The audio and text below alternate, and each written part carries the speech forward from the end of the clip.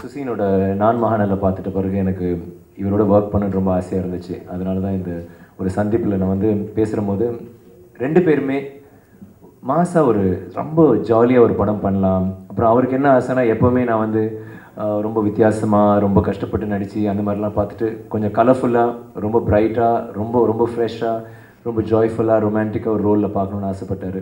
That is Rajapattai. And அந்த romantic colourful எல்லாம் பத்தாதுன்னு சொல்லிட்டு கூட இவங்களையும் சேர்த்துக்கிட்டாரு. ஒரு ரொம்ப என்ஜாயபிள் படம் பண்ணியிருக்கோம். It's a very very slick action movie. It just lost about 2 hours 8 minutes. எல்லா அம்சங்களும் இருக்கும். ஒரு ஜனரஞ்சகமான படத்தில் என்னெல்லாம் வேணுமோ என்னெல்லாம் இருக்கணும்னு நீங்கள் நினைக்கிறீங்களோ நீங்கள் பார்க்காத சில விஷயங்கள் கூட இருக்கும். ஆனால் அது எல்லாத்துலேயுமே சுசீந்திரன் ஒரு சிக்னேச்சர், ஒரு ஸ்டாம்ப், ரியாலிட்டி, ரானஸ், அந்த ரியல்னஸ் நிறைய இருக்கும். யதார்த்தம் கூட கூடயாக இருக்கும். அண்ட் அது கூடவே 4 கதாநாயகிகள், முக்கியமாக தீக்ஷா சேத் அவர்கள் and all the Reema சென்ஸ்ரேயா and Saloni இருக்காங்க. கே விஸ்வநாத் சார் வந்து இன்னொரு கதாநாயகன் மாதிரி இந்த படத்தில் அவரை சுற்றி தான் அந்த கதையே நடக்கும்.